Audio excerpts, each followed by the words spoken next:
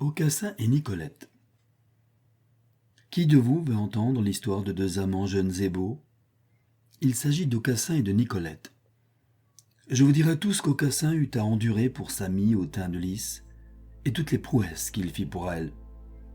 Il n'y a nul homme, quelque triste qu'il soit, qui n'en serait charmé. Il n'y en a aucun, fût-il même au lit souffrant et malade, qui ne se trouve aguerri de l'entendre, tant le conte en est doux et touchant. Le comte Bongard de Valence faisait depuis 10 ans une guerre cruelle à Garens, comte de Beaucaire. Chaque jour, aux portes de sa ville, suivi de 100 chevaliers et de 1000 sergents tant à pied qu'à cheval, il venait lui ravager sa terre et égorger ses hommes. Garens, vieux et débile, n'était plus en état d'aller combattre. Aucassin, son fils, lui remplaçait avec gloire s'il eût voulu. C'était un jeune homme grand et bien fait, beau comme le jour, mais l'amour qui tout surmonte l'avait vaincu, et il était tellement occupé de sa mie qu'il n'avait voulu jusqu'alors entendre parler ni de chevalerie ni de tournoi. Souvent son père et sa mère lui disaient « Cher fils, prends un cheval et des armes et va secourir nos hommes.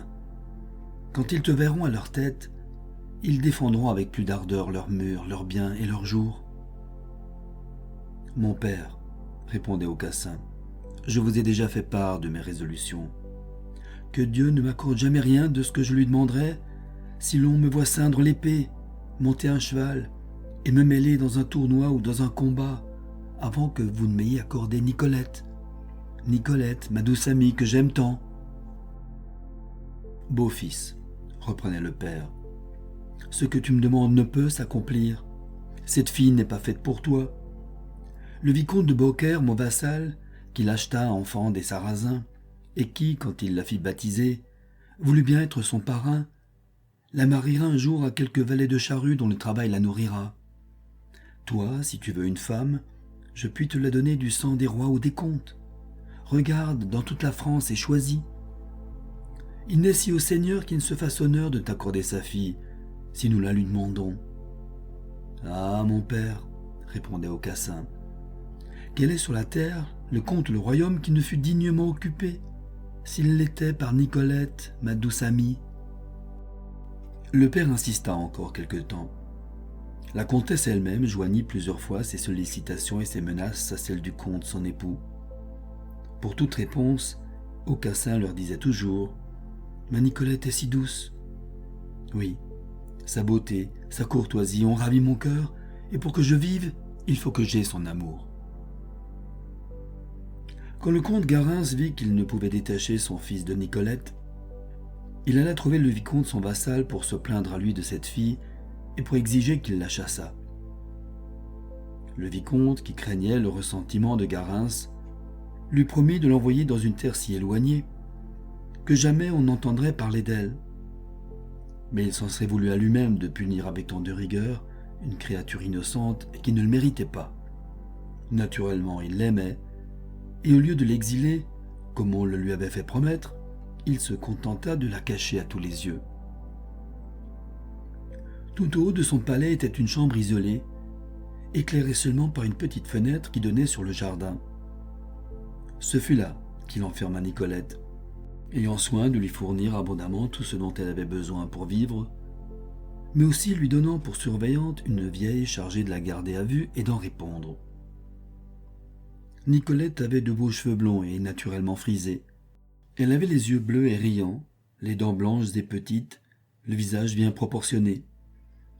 Vos deux mains eussent suffi pour contenir sa taille légère. Son teint était plus frais que la rose du matin, ses lèvres plus vermeilles que cerises au temps d'été. Enfin, jamais vos yeux n'ont vu plus belle personne. La pauvre orpheline, quand elle se vit condamnée à cette prison, vint à la fenêtre. Elle jetait les yeux sur le jardin où les fleurs s'épanouissaient, où chantaient les oiseaux, et s'écria douloureusement « Malheureuse que je suis, me voilà donc enfermée pour jamais.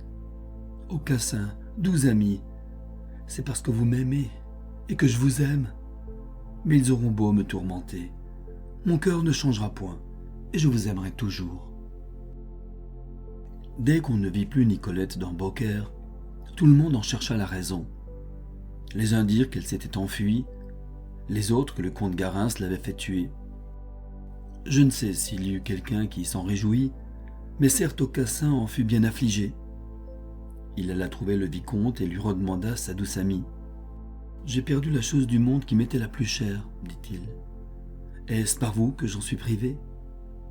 Si je meurs, vous en répondrez, car c'est vous qui m'aurez donné la mort en m'ôtant tout ce que j'aimais. »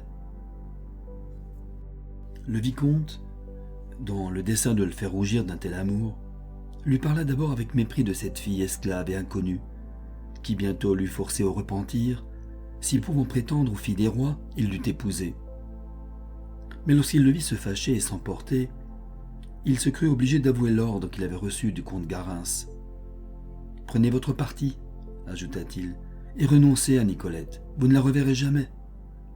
Que votre père surtout soit bien convaincu que vous ne songez plus à elle, car il serait capable de se porter contre vous aux dernières extrémités. Peut-être même seriez-vous cause de notre mort, et nous ferait-il condamner au feu, elle et moi. » « Vous me désespérez, » répondit Aucassin, et sans rien dire davantage, il se retira, laissant le vicomte aussi affligé que lui. Rentré au palais, il monta dans sa chambre pour pouvoir se livrer librement à sa douleur. « Nicolette !» s'écria-t-il, « ma toute belle, si belle quand tu ris, quand tu parles, Nicolette, ma sœur, ma douce amie. C'est pour toi qu'on me désespère et que je vais mourir. » Il resta ainsi abîmé dans ses chagrins, sans qu'il fût possible de le consoler ni de lui donner aucun soulagement. Mais tandis qu'il se désolait pour l'absence de Nicolette, sa amie, le comte Bongard, qui voulait terminer la guerre promptement, était venu avec sa troupe assaillir le château de Beaucaire. Les chevaliers et les écuyers de la ville avaient pris aussitôt les armes. Ils s'étaient rendus aux portes et sur les murs pour les défendre, et en même temps les bourgeois, montés au créneau, faisaient pleuvoir sur leurs ennemis des dards et des pieux aiguisés. Mais il manquait un chef pour animer et commander tous ces combattants. Le comte Garins éperdu courut à la chambre de son fils. « Lâche que tu es, que fais-tu là? Veux-tu donc te voir dépouillé? Si l'on prend ton château, que te restera-t-il? Mon cher fils, monte à cheval, va défendre ton héritage et joindre tes vassaux. Quand même tu n'aurais pas le courage de combattre avec eux, ta seule présence augmentera le leur, elle suffira pour les vaincre. »« Mon père, répondit le damoiseau, épargnez-vous ces remontrances inutiles, je vous le répète. Que Dieu me punisse tout à l'heure si je vais dans les combats recevoir ou donner un seul coup, avant que vous ne m'ayez accordé Nicolette, ma douce amie que j'aime tant. »« Mon fils, reprit le comte, j'aime mieux tout perdre. » Et en disant ces mots, il sortit. Aucassin courut après lui pour le rappeler. « Eh bien, mon père, lui dit-il, acceptez une condition. Je vais prendre les armes et marcher au combat. Mais si Dieu me ramène sain et vainqueur, promettez-moi de me laisser voir une fois encore, une seule fois, Nicolette, ma douce amie, que j'aime tant. Je ne veux que lui dire 2 paroles et lui donner un baiser. »« Soit, répondit le comte, je vous en donne ma foi. » Aussitôt, Aucassin demanda Aubert et des armes. On lui amène un cheval vif et vigoureux, et la lance en main, le aume en tête, il s'avance vers une des portes de la ville qu'il se fait ouvrir. La joie de revoir bientôt sa douce amie Nicolette, et l'idée surtout de ce baiser promis, l'avait tellement enivré de plaisir qu'il était hors de lui-même. Uniquement occupé d'elle, il marchait sans rien voir, sans rien entendre, et piquait machinalement son cheval qui, dans un instant, l'emporta au milieu d'un corps ennemi. Ce ne fut que quand on l'enveloppa de toutes parts, en criant « C'est le damoiseau Aucassin !» et qu'il se sentit arracher sa lance et son écu, qu'il revint de sa distraction. Il fit alors un effort pour se dégager des mains de ses ennemis. Il saisit son épée, frappe à droite, à gauche, coupe, tranche, enlève des bras et des têtes, et pareil à un sanglier que des chiens attaquent dans une forêt, rend autour de lui la place vide et sanglante. Enfin, après avoir tué 10 chevaliers et en avoir blessé 7, il se fait jour à travers les rangs et regagne la ville au grand galop. Le comte Bongard avait entendu les cris qui annonçaient la prise d'Aucassin, et il accourait pour jouir de ce triomphe. Aucassin le reconnaît, il lui assène sur le aume un tel coup d'épée qu'il le renverse par terre, puis le saisissant par son nasal, il l'emmène ainsi à la ville et va le présenter à son père. « Mon père, dit-il, Voici l'ennemi qui, depuis 10 ans, vous a causé tant de maux et de chagrins. »« Ah, beau-fils !» s'écria Garens transporté. « Voilà comme on doit parler de soi à ton âge, et non par de folles amours. »« Mon père ?» répliqua Aucassin. « Point de représentation, je vous prie. J'ai tenu ma parole, songez à tenir la vôtre. »« Quelle parole, beau-fils ? Et quoi ? Ne m'avez-vous pas promis, quand je suis sorti pour aller combattre, que vous me laisseriez voir et baiser encore une fois Nicolette ? Nicolette, ma douce amie que j'aime tant ? Si vous ne vous en souvenez plus, pour moi je ne l'ai pas oubliée. Que je meure tout à l'heure si j'en fais rien. Et si je ne voudrais au contraire l'avoir ici en ma disposition pour la faire jeter au feu en ta présence. » »« Mon père, est-ce là votre dernier mot ? » ?»« Oui, de par Dieu, oui. »« Certes, je suis fâché de voir mentir un homme de votre âge. » Puis se tournant vers Brongard, « Comte de Valence, n'êtes-vous pas mon prisonnier ? » ?»« J'en conviens, sire. Donnez-moi donc votre main. La voici. Or, maintenant, jurez-moi que toutes les fois que vous trouverez l'occasion de nuire à mon père et de lui faire honte, vous la saisirez aussitôt. Sire, je suis votre prisonnier, et vous pouvez exiger de moi telle rançon qu'il vous plaira. Demandez or, argent, palefroid, chien, oiseau, fourrure de verre ou de gris. Je puis tout vous promettre, mais cessez, je vous prie, de m'insulter et de vous moquer de moi. »« Point de réplique, reprit Aucassin furieux. « Faites ce que je vous demande, ou mordieu, je vous fends à l'instant la cervelle. » Brongard, effrayé, n'eut garde d'insister davantage. Il fit tous les serments qu'on voulut, et son vainqueur aussitôt, le prenant par la main, le reconduisit à la porte de la ville, où il le mit en liberté. Mais qu'arriva-t-il ? C'est ce que, peu d'instants après, Aucassin eut lieu de s'en repentir, son père ayant donné aussitôt l'ordre de l'arrêter et de l'enfermer dans la prison de la Tour. Nicolette était toujours dans la sienne étroitement gardée. Une nuit qu'elle ne pouvait dormir, la pauvrette aperçut la lune luire au firmament, et elle entendit le rossignol chanter au jardin, car on était dans ces douces saisons où les jours sont longs et sereins et les nuits si belles. Alors il lui souvint d'Aucassin, son ami qu'il aimait tant, et du comte Garens qui la persécutait et qui voulait la faire mourir. La vieille surveillante dormait en ce moment. Nicolette crut l'occasion favorable pour s'échapper. Elle se leva sans bruit, mit sur ses épaules son manteau de soie, et attachant au meneau de la fenêtre ses 2 draps noués l'un au bout de l'autre, elle se laissa couler le long de cette espèce de corde et descendit ainsi dans le jardin. Ses pieds nus foulaient l'herbe humectée par la rosée, et les marguerites qu'ils écrasaient paraissaient noires auprès de sa peau. À la faveur de la lune, elle ouvrit la porte du jardin, mais obligée de traverser la ville pour s'enfuir, elle arriva sans le savoir à la tour où était enfermé son doux ami. Cette tour était vieille et antique, et fendue en quelques endroits par des crevasses. La fillette, en passant, crut entendre quelqu'un se plaindre. Elle approcha l'oreille d'une des ouvertures pour écouter, et reconnut la voix de son Aucassin qui gémissait et se désolait par rapport à elle. Quand elle l'eut écouté quelque temps, « Aucassin, gentil bachelier, pourquoi pleurez et vous lamentez en vain ? Votre père et votre famille me haïssent. Nous ne pouvons vivre ensemble. Adieu, je vais passer les mers et me cacher dans un pays lointain. » Ces paroles dites, elle coupa une boucle de ses cheveux et la lui jeta. L'amant reçut ce présent avec transport. Il le baisa amoureusement et le cacha dans son sein. Mais ce que venait de lui annoncer Nicolette le désespérait. « Belle douce amie !»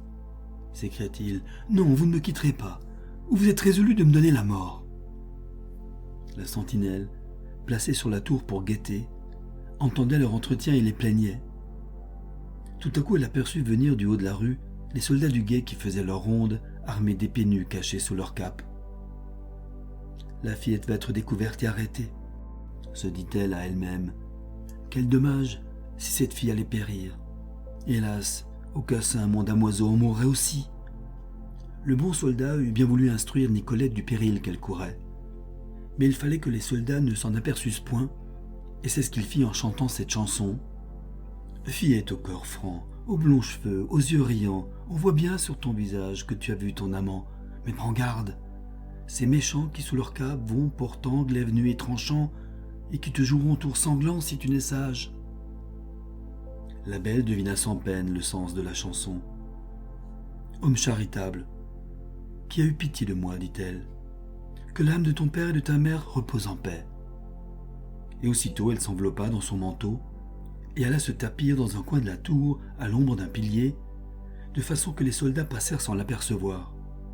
Quand ils furent éloignés, elle dit adieu à son ami Aucassin et s'avança vers les murs de la ville pour chercher quelque endroit par où elle pût s'échapper.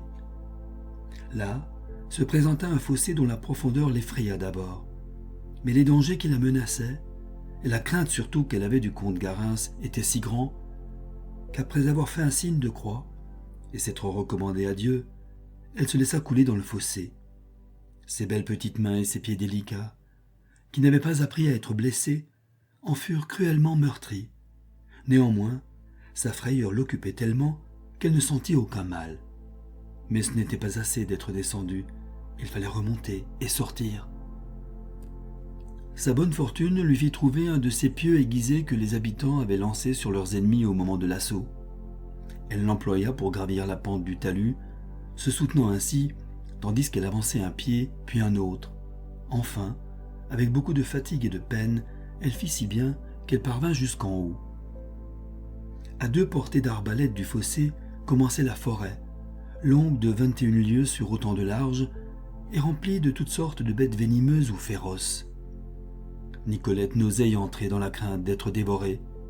Cependant, comme d'un autre côté elle courait le risque d'être bientôt reprise et ramenée à la ville, elle se hasarda d'aller se cacher sous quelques buissons épais qui formaient la lisière du bois.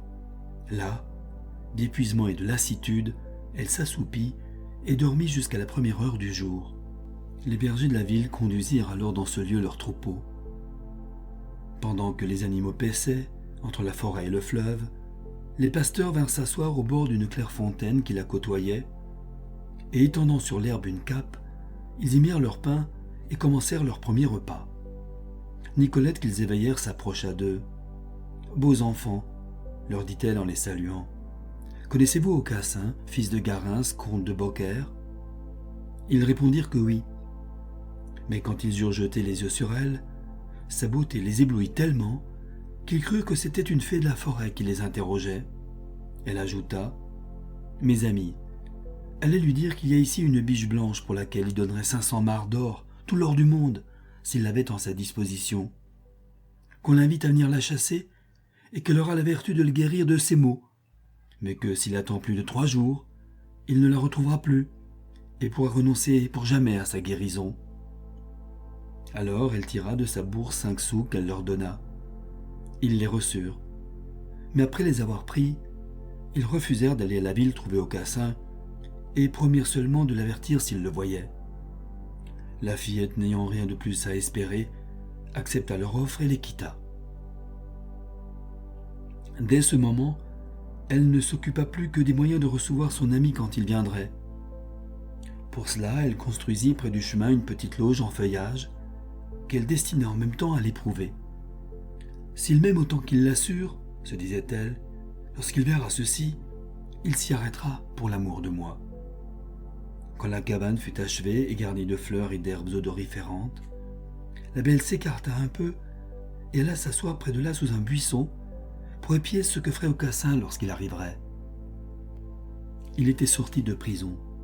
Le vicomte, aussitôt qu'il avait appris la fuite de sa pupille, s'était hâté, pour prévenir la colère et les soupçons du comte son seigneur, de publier qu'elle était morte dans la nuit, et Garens, qui se voyait par là délivré des inquiétudes que lui donnait cette fille, avait rendu la liberté à son fils. Il voulut même, comme pour le consoler, donner une fête brillante à laquelle il invita tous les chevaliers et damoiseux de sa terre. La cour fut nombreuse et les plaisirs variés, mais il n'en était aucun pour Aucassin, parce qu'il ne voyait point celle qu'il aimait. Plongé dans la douleur et la mélancolie, il se tenait à l'écart, appuyé tristement contre un pilier. Un chevalier de l'assemblée s'approcha de lui. « Sire, j'ai été malade comme vous et du même mal, et je puis aujourd'hui vous donner un bon conseil. Montez à cheval, allez vous promener le long de la forêt. Vous entendrez chanter les oiseaux, vous verrez la verdure, et peut-être trouverez-vous choses qui vous soulageront. » Aucassin le remercia, et aussitôt, se dérobant de la salle et faisant seller son cheval, il sortit et s'avança vers la forêt. Les pastoureaux étaient encore assis comme le matin au bord de la fontaine. Ils avaient acheté 2 gâteaux qu'ils étaient revenus manger au même lieu, la cape à l'ordinaire étendue sur l'herbe. « Camarade, disait l'un d'eux nommé Lucas, Dieu garde le gentil bachelier Aucassin, notre damoiseau, et la fillette aux blonds cheveux qui nous a donné de quoi acheter gâteaux et couteaux à gaine, flûtes, cornets, maillets et pipeaux. » Aucassin, à ce discours, soupçonna que Nicolette, sa douce amie qu'il aimait tant, leur avait parlé. Il les accosta et, leur donnant 10 sous pour les engager à s'expliquer davantage, les interrogea sur ce qu'ils venaient d'entendre. Alors celui qui parlait le mieux de la bande lui raconta leur aventure du matin et ce qu'il s'était chargé de lui dire, et toute cette histoire de la biche blanche qu'on l'invitait à chasser. « Dieu me la fasse rencontrer, » répondit-il, et il entra dans le bois pour la chercher. En marchant, il disait « Nicolette, ma sœur, ma douce amie, c'est pour vous que je m'expose aux bêtes féroces de cette forêt. C'est pour voir vos beaux yeux et votre doux sourire, pour entendre encore vos douces paroles. » Ses habits, arrachés à chaque pas par les ronces et les épines, s'en allaient en lambeaux. Ses bras, ses jambes, tout son corps en était déchiré, et l'on eût pu le suivre à la trace de son sang. Mais il était tellement occupé de Nicolette sa douce amie, qu'il ne sentait ni mal ni douleur. Il passa ainsi le reste du jour à la chercher partout sans succès. Quand il vit qu'il ne la trouvait point et que la nuit approchait, il commença à pleurer. Cependant, comme la lune éclairait, il marcha toujours. Enfin, sa bonne fortune le conduisit à la feuillée qu'avait construite la fillette. À la vue des fleurs dont la loge était ornée, il se dit à lui-même « Ah, sûrement ma Nicolette a été ici. Et ce sont les belles mains de ma douce amie qui ont élevé cette cabane. Je veux pour l'amour d'elle m'y reposer et y passer la nuit. » Aussitôt il descendit de cheval, mais sa joie était si grande et sa précipitation fut telle qu'il se laissa tomber et se démit l'épaule. Quoique blessé, il put néanmoins attacher avec l'autre main son cheval à un arbre. Ensuite il entra dans la loge, et sans songer à ce qu'il souffrait, il s'écria, transporté d'amour. « Belle fleur, rameau vert qu'accueillit ma Nicolette, si j'avais auprès de moi ma douce amie, ah, que de douces paroles je lui dirais. » La fillette était tout près de là qu'il entendait. Elle courut à lui, les bras ouverts, et l'embrassa tendrement. « Beau doux ami, je vous ai donc retrouvé. » Et lui de la serrer à son tour dans les siens et de l'embrasser 1000 fois. « Ah, belle amie, tout à l'heure je souffrais beaucoup, mais à présent que je vous tiens, je ne sens plus le mal. » Nicolette, alarmée, l'interrogea sur la cause de ses douleurs. Elle lui tâta l'épaule pour s'assurer si elle était déboîtée, et avec l'aide du ciel, elle fit si bien qu'elle réussit à la remettre en place. Sa main ensuite appliqua sur le mal certaines fleurs et plantes salutaires dont la vertu lui était connue, et elle les y assujettit avec un peu de sa robe qu'elle déchira. Quand il fut pensé, « Beau doux ami, dit-elle, quel parti maintenant allons-nous prendre? Votre père, instruit de votre fuite, va, dès le point du jour, n'en doutez pas, envoyer après vous et faire fouiller cette forêt. Si l'on vous trouve, j'ignore ce qui vous arrivera, mais moi, je sais bien qu'on me fera mourir cruellement. J'y mettrai bon ordre, » répondit le damoiseau. Il monta aussitôt sur son cheval, prit sa mie dans ses bras, et partit tenant ainsi embrassé ses amours. « Doux ami, où irons-nous » demandait-elle. « Je n'en sais rien, » répondit-il, « mais peu importe, puisque nous allons ensemble. » Après avoir marché par monts et par vaux, après avoir traversé plusieurs villes et bourgs, ils arrivèrent au bord de la mer. Aucassin aperçut des marchands qui naviguaient. Il leur fit signe d'approcher, et ceux-ci lui ayant envoyé leur barque, il obtint d'eux d'être reçus dans le vaisseau avec sa mie.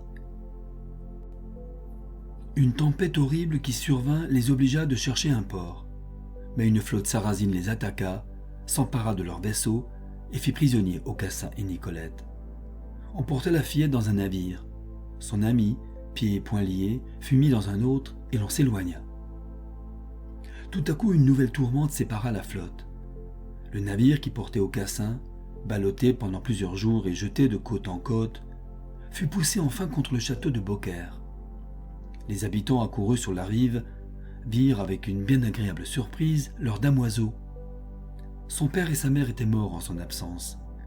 Ils le reconnurent pour leur seigneur et le conduisirent en pompe au château dont il prit possession et où il n'eut plus rien à regretter que Nicolette, sa douce amie.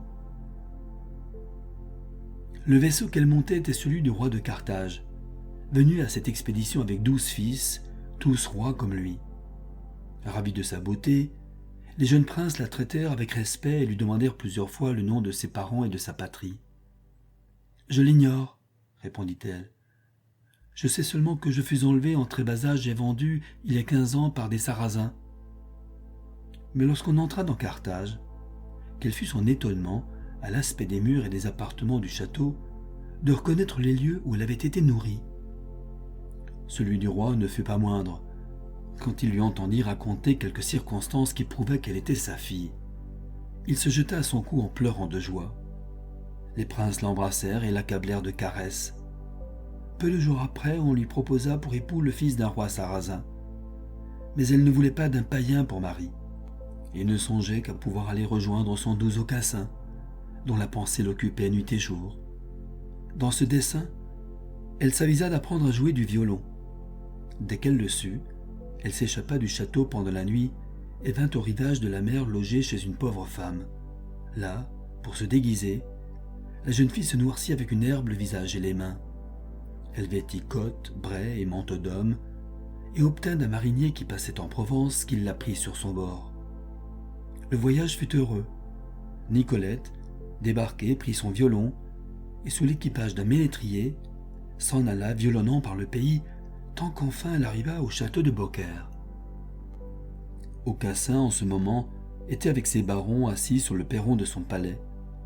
Il regarde le bois où, quelques années auparavant, il avait retrouvé Nicolette, sa douce amie, et ce ressouvenir le faisait soupirer. Elle s'approcha, et sans faire semblant de le reconnaître, « Seigneur baron, vous plairait-il ouïr les amours du gentil Aucassin et de Nicolette, sa amie ?» Tout le monde en ayant témoigné le désir le plus vif, elle tira d'un sac son violon, et en s'accompagnant chanta comme Nicolette aimait son Aucassin, comment il l'avait retrouvé dans la forêt, et toutes leurs aventures, enfin jusqu'au moment de leur séparation. Elle ajouta ensuite « Sur lui, ne sait rien davantage, mais Nicolette est à Carthage, où son père est roi du canton.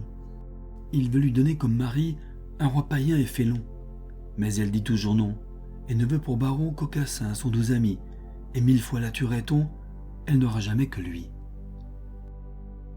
Pendant tout le temps que dura cette chanson, Aucassin fut hors de lui-même. Son cœur était si oppressé qu'il pouvait à peine respirer. Quand elle fut finie, il tira le prétendu ménétrier à l'écart et lui demanda s'il connaissait cette Nicolette qu'il venait de chanter, cette Nicolette qui aimait tant son Aucassin. Le chanteur répondit qu'il l'avait vue à Carthage, et que c'était l'amie la plus fidèle, la plus franche et la plus loyale qui fût jamais née. Puis il raconta la manière dont elle s'était fait reconnaître du roi son père, et toutes les persécutions qu'elle avait eues à essuyer au sujet du païen qu'on voulait lui faire épouser. « Beaux doux amis, reprit Aucassin, retournez, je vous prie, auprès d'elle pour l'amour de moi. Dites-lui que si j'avais pu savoir quel pays elle habitait, j'aurais volé aussitôt la chercher. Ajoutez que jusqu'ici je l'ai toujours attendue et que j'ai juré de ne jamais prendre qu'elle pour épouse. Allez, et si vous pouvez l'engager à venir me donner sa main, sachez que vous recevrez de moi autant d'or et d'argent que vous oserez m'en demander et en prendre. » Sur la promesse du ménétrier d'employer tous ses efforts pour réussir, Aucassin lui fit donner d'avance 20 marcs d'argent. Le faux ménétrier se retira. Mais en tournant la tête afin de voir encore son ami, Nicolette s'aperçut qu'il était tout en larmes. Son cœur en fut touché. Elle revint sur ses pas pour le prier de prendre courage, et l'assura que bientôt, et plutôt même qu'il ne l'espérait, elle lui ferait voir sa douce amie qu'il aimait tant. Au sortir du château, Nicolette se rendit chez le vicomte de Beaucaire. Il était mort. Elle demanda un entretien particulier à sa veuve de qui elle se fit reconnaître. La vicomtesse, qui avait élevé et nourri cet aimable enfant et qu'il aimait comme la sienne propre, la revit avec la plus grande joie et la logea chez elle. Nicolette, par le moyen d'une herbe avec laquelle elle se frotta, fit disparaître cette noirceur artificielle qu'elle avait employée pour se déguiser.